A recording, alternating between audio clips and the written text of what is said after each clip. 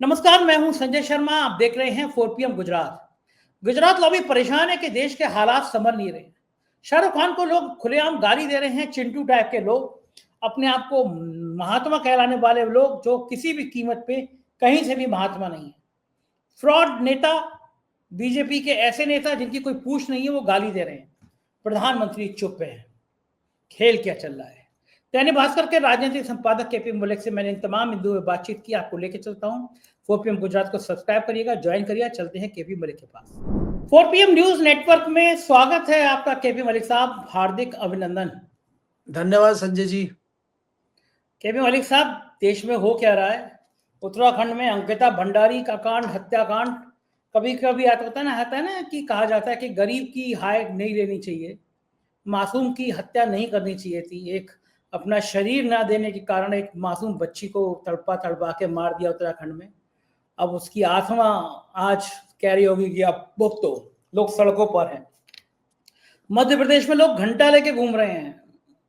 कैलाश विजयवर्गीय ने एक पत्रकार से कह दिया, घंटा तो आज मध्य प्रदेश में लोग घंटा लेके निकल पड़े हैं। इंदौर के एक बहुत जाने माने बहुत बड़ी शख्सियत से मेरी मुलाकात हुई आज मुंबई में। उन्होंने बताया कि इंदौर तो 100% बीजेपी का है और बीजेपी के लोग इतने दुखी हैं, इतने गुस्से में हैं। और धनाढ़ वर्ग, जो ऊंचा वर्ग होता है, सोचता है कि हम सुरक्षित हैं। इंदौर के लोगों के मन में यह सुरक्षा आ रही है कि अभी तो ये गरीब बस्ती में पानी गया था, 15 लोग मर गए, ये पानी और ऊंचे लोगों में हो सकता था। यानी जो मध्यम वर्गीय परिवार हमेशा मोदी जी के कहने पे कोरोना में ताली थाली गाली सब कुछ करता था, अब उसको डर लग रहा है कि गरीब मर गए, क्योंकि गरीब की मौत किसी पे कानों पे जू नहीं लगती। लेकिन जब आदमी को, बड़े आदमी को लगता है मेरी मेरी तरफ भी मौत बढ़ रही थी, तो उसे गुस्सा आता है। वरना गरीब तो मरते ही रहते हैं, गरीब की चिंता किसको होती है? तो अब इंदौर उबल रहा है। यहाँ सोचिए, इतना बड़े शहर में, इतने बड़े जहाँ बीजेपी का गढ़ है, वहां पे दूषित पानी से 15 बच्चे मर जाएं और किसी को परवाह ना हो। ये देश में, अरुणाचल में, प्रदेश में चीन दावा कर रहे हैं हमारा है। नॉर्थ ईस्ट के लोग नाराज हैं कि किस तरह एक फौजी के बेटे को मॉब लिंचिंग में मार दिया। कि मैं समझ नहीं पा रहा हूँ इस देश में चल क्या रहा है। संजय जी, पहले तो आपको ये देखना होगा कि नॉर्थ ईस्ट के खासकर वो राज्य हैं जो चाइना के बॉर्डर पे हैं, बहुत ही सेंसिटिव राज्य उनको माना जाता है। और आज से नहीं, बहुत पहले से भारत सरकार उनको ओबलाइज करती रहती है और उनको अपने साथ रखने के लिए सभी तरह की, चाहे केंद्र की योजनाएं हों, चाहे बहुत सारी चीजें हों, उनको संपर्क बनाना हो, उनको अपने आप में मिलाना हो, उनके साथ बहुत अच्छा सौहार्द बना के भारत सरकार रखती रही है। नहीं तो वो इतने सेंसिटिव राज्य हैं कि चाइना उनको बरगलाता रहता है कि चाइना वहां पे इस तरह की हरकतें करे और चाइना को आसानी से मौका मिल जाए इन राज्यों को हड़पने का। तो भारत सरकार लगातार आज लगभग 3 दशकों से हम जानकारी रखते हैं, पढ़ते हैं, लिखते हैं, बहुत सारे ब्यूरोक्रेट से बात भी करते हैं, कई सारे विदेश मंत्रियों से भी हमारी बात होती है, जो विदेश मंत्रालय के ऑफिसर हैं उनसे भी बात होती है, और जो देश में चर्चाएं चलती है नॉर्थ ईस्ट के जितने नेता हैं उनसे भी बात होती है। वहां पे तो आप देखिए, कोई इनकम टैक्स इसीलिए उन लोगों पे नहीं लगाया जाता, उनका कोई ऑडिट नहीं होता है, उनको एक अलग कैटेगरी में रखा गया है ताकि ये दूसरे देशों के भरमाने में ना आए और ये हमारे साथ बने रहें। आज जिस तरह का तनाव सीमा पे बना हुआ है, और आप देख रहे हैं कि बांग्लादेश की और भारत की जो सीमा है उस पे तो बिल्कुल ही सिक्योरिटी भी बहुत ज्यादा नहीं है, और वहां पे कोई फेंसिंग भी नहीं है, कोई बॉर्डर की बहुत ऐसी सीमा नहीं है कि जिसको रोका जा सके। वहां बहुत आसानी से आप इधर उधर जा सकते हैं, और कई गांव, कई घर ऐसे हैं जो आधे बांग्लादेश की सीमा में हैं और आधे हिंदुस्तान की सीमा में हैं। ऐसे जगहों पे इस प्रकार का माहौल देश में बनाना मुझे लगता है बहुत ही खतरनाक है, और भविष्य में जिसके बड़े दुष्परिणाम हम देख सकते हैं इस तरह की परिस्थितियां अगर देश में चलती रही। आप ये देखिए, जिस उत्तराखंड की आप बात कर रहे हैं, जहां एक नौजवान लड़की के साथ इस तरह का अत्याचार हुआ और बाद में उसकी हत्या हुई, वहीं पे एक नॉर्थ ईस्ट के लड़के का भी माओ लिंचिंग में मर्डर हुआ एक हिसाब से। और नाटक देखिए कि 16 दिन के बाद, 15 दिन के बाद मुख्यमंत्री उसके पिताजी से बात करते हुए रील बनवा रहे हैं। मतलब आप एक मजाक कर रहे हैं एक गरीब व्यक्ति की मौत पे, और इतने सेंसिटिव मामले पे आप मजाक कर रहे हैं, आप रील बनवा के डाल रहे हैं। क्या जरूरत थी आपको? आपने समाधान तो कुछ किया नहीं।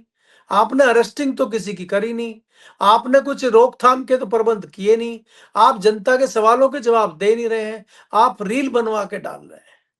अब उसमें फिर बात ये आती है कि उनकी क्या गलती, वो तो है ही इतने क्रांतिकारी व्यक्ति, तभी तो उनको मुख्यमंत्री बना के रखा है।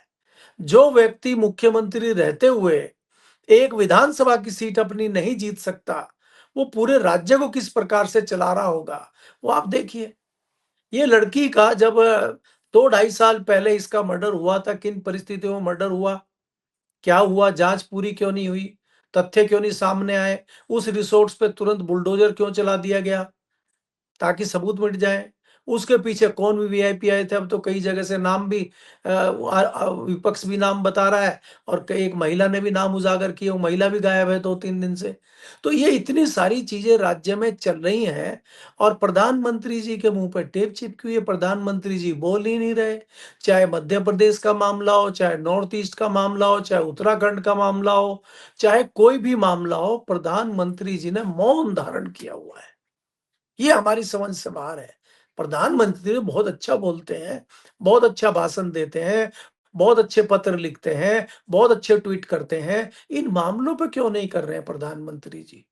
इन मामलों पे क्यों नहीं बोल रहे हैं? अंतरराष्ट्रीय लेवल के पर्यटक आपके जापान के बनारस में जिस प्रकार का दुर्व्यवहार उनके साथ हुआ, जहां प्रधानमंत्री जी ने जापान के प्रधानमंत्री को बुला के ये कहा था कि हम यहाँ पे टूरिज्म को बढ़ावा देंगे और हम यहाँ पे ऐसी सुविधाएं दे रहे हैं, उन पर्यटकों के साथ इस तरह की स्थिति हो रही है और प्रधानमंत्री जी मौन है। तो हो क्या रहा है? दूसरी चीज आप देखेंगे कि ये जो नया एक विवाद खड़ा हो गया है कि शाहरुख खान ने अपनी टीम में एक बांग्लादेश के क्रिकेटर को खरीद लिया, ले लिया। अब तक तो सरकार बोली नहीं, 16 दिनों पे ना बीसीसीआई की नींद खुली। हाँ, अब एकाएक जैसे ही अब हाँ, बीसीआई ने कहा कि उसको निकाल दीजिए, मत लीजिए। अब उसको याद आया। हाँ, पूरे अब देश में उनकी अफवाह नींद खुल गई। जो कुंभकर्णी नींद में सो रहा था बीसीसीआई, अब उसकी नींद खुल गई है अचानक। वो नींद खोलने में बड़े सहायक है हमारे नंद किशोर गुर्जर जी, हमारे संगीत सोम जी, हमारे कथावाचक जी।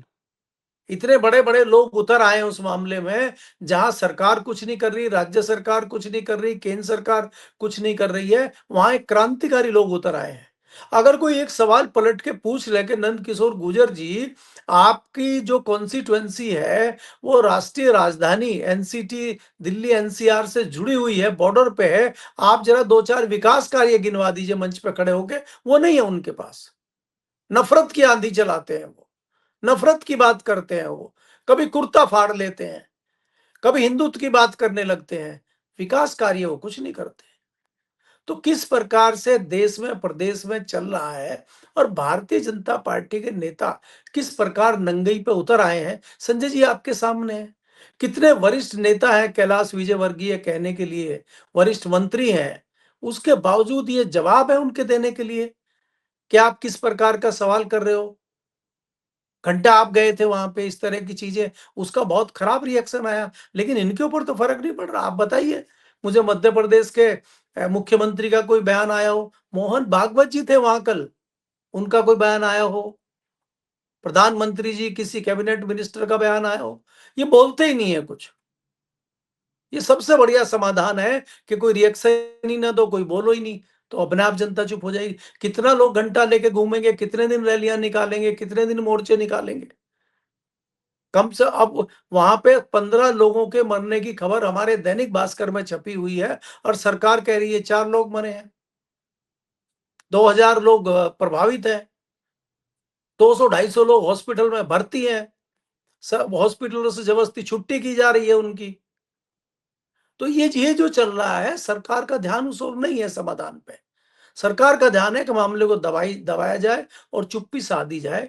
और जो मीडिया वाला, जो एक्टिविस्ट, जो कोई सोशल मीडिया वाला अगर कोई सवाल उठाता है, कुछ करता है, तो उसकी अरेस्टिंग हो, उसको दबाया जाए, किसी भी प्रकार से उसको उसका मुंह बंद किया जाए, ये कोशिश सरकार की रहती है। जी।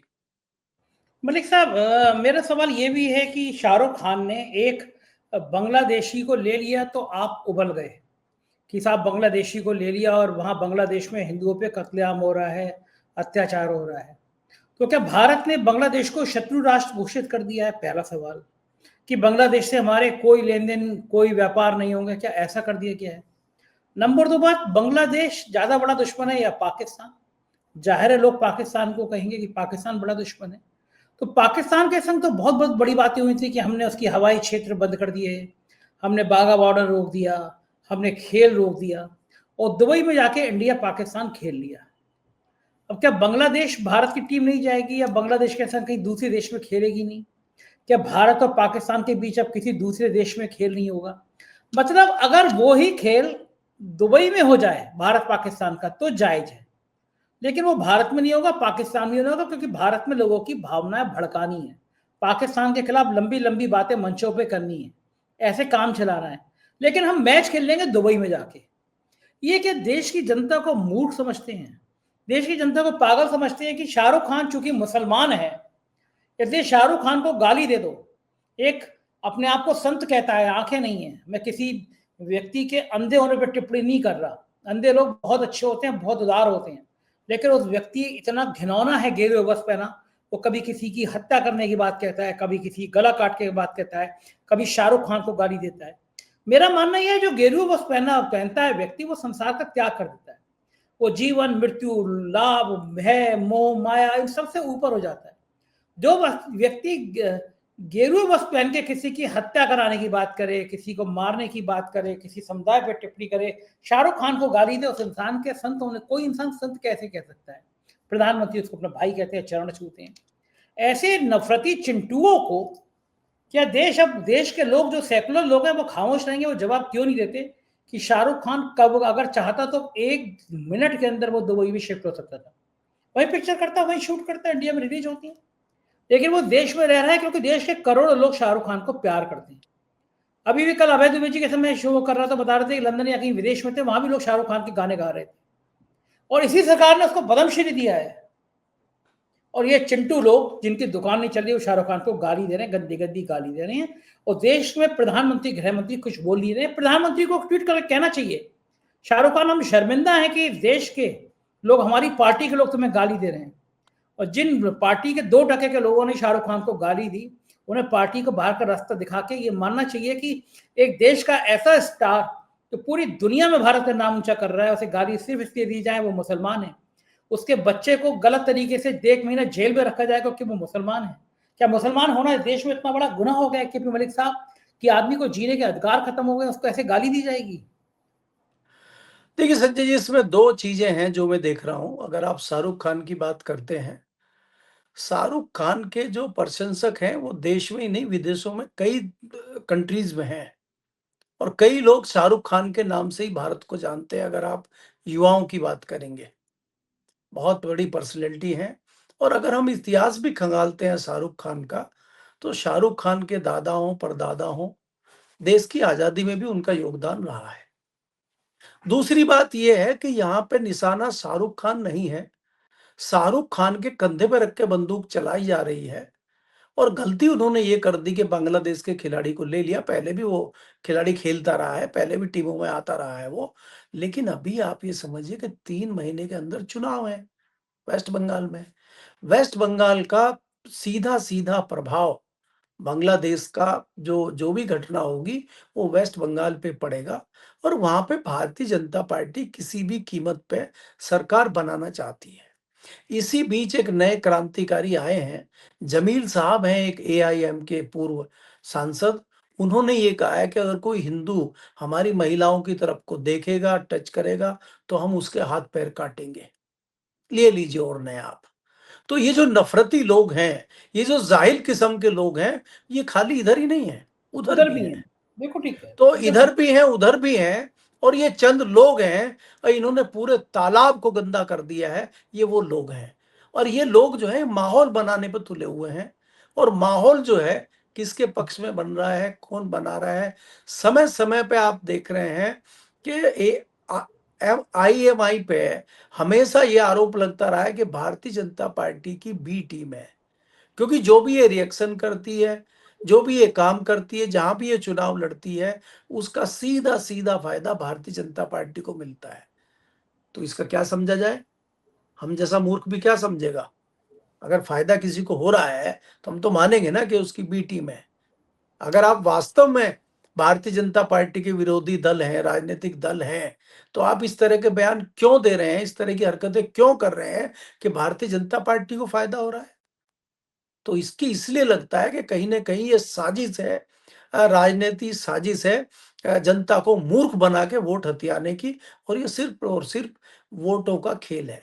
देखिए, गृह मंत्री जी वेस्ट बंगाल में जाते हैं और वहाँ पे जो है उनको जो विदेश से आने वाले लोग हैं, जो घुसपैठिए हैं, जो दूसरे लोग हैं, जो रोंगिया हैं, जो बांग्लादेशी इल्लीगल तरीके से आए, वो सब अब बंगला वहाँ पे वेस्ट बंगाल में हैं। आपने देखा कुछ दिन पहले वो दिल्ली में थे, फिर वो बिहार चले गए, फिर वो अब वो वेस्ट बंगाल में चले, क्योंकि इलेक्शन है। कुछ थोड़े बहुत उधर को भी चले जाएँगे आसाम की तरफ को। तो यहाँ-जहाँ इलेक्शन होगा ये घुसपैठिए वहीं जाएँगे, और बाकी देश में से कितने घुसपैठिए गए, जब इस बात का बार-बार आकलन होता है, तो सैकड़ों में भी उनकी संख्या नहीं आती कि 11 साल में भारतीय जनता पार्टी की सरकार में कितने घुसपैठियों को हमने बाहर निकाला। वो आंकड़ा नहीं दे रही सरकार। लेकिन सरकार ये ज़रूर बता रही है कि घुसपैठिए घुस गए हैं। अच्छा, घुसपैठिए अगर घुस गए हैं, तो इसकी ज़िम्मेदारी किसकी है? संजय शर्मा की है क्या? कि 4 पीएम के दफ्तर में से घूम के आ रहे हैं, उन्होंने खिड़की खोली हुई है उधर बांग्लादेश में। उस ज़िम्मेदारी की भी तो बात करिए। उस ज़िम्मेदारी की बात कोई नहीं कर रहा है। दूसरी बात, आप जो देख रहे हैं, चाहे ये नंद किशोर गुर्जर हों, चाहे आपके संगीत सोम हों, ये सब लोग अपनी-अपनी तूती बजा रहे हैं। आपने संतों का भी नाम लिया है, वो संत का चोला पहने हुए हैं वो। वो भी एक हिसाब से एक राजनीतिक दल के एजेंट हैं, बस चोला भर बदल लिया है उन्होंने, और वो खुलेआम काम कर रहे हैं एक सियासी दल के लिए। इस तरह के लोगों का, जब आप इस तरह की कुर्सी पे बैठे हैं, इस तरह के आप संत की बात करते हैं, तो आपको सौहार्द की बात करनी चाहिए, देश में शांति की बात करनी चाहिए, आपको तथ्यों की बात करनी चाहिए, आपको सच्चाई की बात करनी चाहिए। आप तो अंधे होके बोल रहे हैं एक तरफ, आप तो एक तरफ़ा बोल रहे हैं आँखें बंद करके। तो ये क्या जताता है? कि ये कहीं न कहीं एक सत्ताधारी दल को बढ़ाने के लिए काम कर रहे हैं। यही इनका एक एजेंडा है। जी।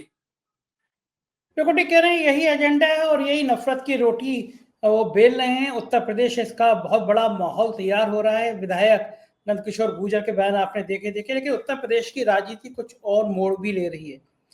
कोडिन भैया के खिलाफ कोई कार्रवाई नहीं हो रही है, लोग गुस्से में हैं। बाहुबलियों ने रास्ता रोका, उस पे कोई बड़ी कार्रवाई नहीं हुई। कोडिन भैया की कहानी और मुख्यमंत्री के एक विशेष प्रेम की कहानी गूंजने लगी है। ब्राह्मण विधायकों का गुस्सा बढ़ने लगा है। क्या उत्तर प्रदेश में कोई बड़ी राजनीतिक उथल-पुथल हो सकती है, लग रहा है आपको? क्योंकि इस तरह ब्राह्मण विधायकों को टारगेट किया गया, बड़ी चर्चा है और ब्राह्मण बहुत नाराज़ है इस बात से कि क्षत्रिय विधायकों की मीटिंग हुई, कोई कोई रिएक्शन नहीं, कोई कुछ नहीं, कुर्मी विधायकों की बैठक हुई, कोई रिएक्शन नहीं, कोई कुछ नहीं। लेकिन अब बात अगर हो गई है ब्राह्मण विधायकों की, तो बवाल हो रहा है। आपको लगता है कि ये दांव बहुत भारी पड़ने वाला है? संजय जी, देखिए, इस पे हमारी और आपकी चर्चा पिछले दिनों भी हुई थी। ये जो ब्राह्मण विधायकों की बैठक हो, या पिछले दिनों ठाकुर विधायकों की बैठक हो, ये भारतीय जनता पार्टी की आपसी लड़ाई का नतीजा है। क्योंकि दिल्ली और लखनऊ की जो तल्खी है, कहीं न कहीं उस एंगल को देखते हुए मुझे लगता है कि इस तरह की चीज़ें उत्तर प्रदेश में हो रही हैं। क्योंकि योगी आदित्यनाथ जी ने एक ऐसा मैसेज दे दिया है, एक ऐसा माहौल बना दिया है कि वो खुलेआम ठाकुर लॉबी के साथ हैं, और खुलेआम वो ठाकुरों के साथ हैं, और कहीं न कहीं ब्राह्मण समाज में थोड़ा-सा वो दोराहत कर रहे हैं या उनको इग्नोर कर रहे हैं, और इस तरह का फ़ायदा केंद्र उठाना चाहता है। और ब्राह्मण जो विधायक हैं, ब्राह्मण जो नेता हैं, उनको अपनी तरफ करके योगी को निपटाना चाहता है, योगी को कमज़ोर करने की साजिश केंद्र कर रहा है। उसी का नतीजा हम मानते हैं कि गाए-बगाए केशव प्रसाद मौर्य हों या ब्रजेश पाठक हों, उनमें दिल्ली से हवा भरी जाती है, इंजेक्शन लगाया जाता है। पिछले दिनों आपने देखा जो 2014 से 15-16 में वहाँ के जो भारतीय जनता पार्टी के अध्यक्ष थे वाजपेयी जी, एकाएक प्रधानमंत्री जी उनको लंच पे बुला लेते हैं। 10 साल में तो याद आई नहीं उनकी। तो एकाएक क्यों याद है? क्योंकि वाजपेयी जी हैं, यूपी के अध्यक्ष रहे हैं और उनका भी मोदी जी से योगी जी से बहुत अच्छा नाता नहीं है। तो ऐसे लोगों को मजबूत किया जाए ताकि वो योगी जी को टाइट कर सकें। तो ये सत्ताधारी दल भाजपा की आपसी लड़ाई का परिणाम है। इसमें मुझे नहीं लगता कि ठाकुर और ब्राह्मण का कोई बहुत बड़ा मामला है। ब्राह्मण अगर भारतीय जनता पार्टी से नाराज भी हो जाएँगे, वो समाजवादी पार्टी में चले जाएँगे, मुझे इस पर संदेह और संशय है। मुझे नहीं लगता, क्योंकि ब्राह्मण भारतीय जनता पार्टी का सबसे कमिटमेंट और सबसे बड़ा वोटर है। चाहे कुछ भी हो जाए, वो भारतीय जनता पार्टी को इतनी आसानी से नहीं छोड़ेगा। लेकिन इस बात की भी कोई दो राय नहीं है कि भारतीय जनता पार्टी में पिछले, अगर हम 7 साल 8 साल से देखें उत्तर प्रदेश में, ब्राह्मणों को बिल्कुल इग्नोर भारतीय जनता पार्टी की योगी सरकार ने किया है। इसमें भी मुझे कोई सुख सभा या संदेह नहीं है। लेकिन ब्राह्मण समाज के लोग क्या करें, उन्होंने ही जिता के सत्ता में उनको लेके आए हैं। 24 में थोड़ा झटका देने का काम किया है, लेकिन उसमें अकेले ब्राह्मण थे नहीं। ब्राह्मणों ने तो भारतीय जनता पार्टी को बड़ी तादाद में वोट दिया है। तो भारतीय जनता पार्टी के साथ जो ब्राह्मण समाज है, उसके लिए एक तरफ कुआँ, एक तरफ खाई है, वो छोड़ भी नहीं सकता और कहीं जा भी नहीं सकता और अंदर उनकी सुनवाई नहीं हो रही है। तो बड़ी दुविधा में ब्राह्मण समाज के जो नेता हैं, मंत्री हैं, कार्यकर्ता हैं, वो बड़ी परेशानी में आज की डेट में हैं। अब आने वाले समय में उनको क्या प्रसाद मिलता है, दिल्ली उनका कुछ विचार करती है, दिल्ली उनको कुछ देती है, या ऐसे ही उनको योगी की रगड़ाई लगती रहेगी, ये थोड़ा समय देखना पड़ेगा अभी, क्योंकि सुन रहे हैं कि बहुत जल्दी उत्तर प्रदेश में मंत्रिमंडल का विस्तार भी होना है। तो कितना कितना मलाई जो है और कितना गुड़ ब्राह्मण समाज के नेताओं को मिलेगा, ये मंत्रिमंडल के बदलाव से पता लग जाएगा। जी। बिल्कुल बिल्कुल ठीक बात है। बहुत बहुत शुक्रिया मलिक साहब, आपने मुझे समय दिया बातचीत की। Thank you sir. ये देखिए अभी मलिक की पूरी बातचीत आपने सुनी, कैसी लगी बातचीत बताएगा जरूर। शुक्रिया, थैंक यू।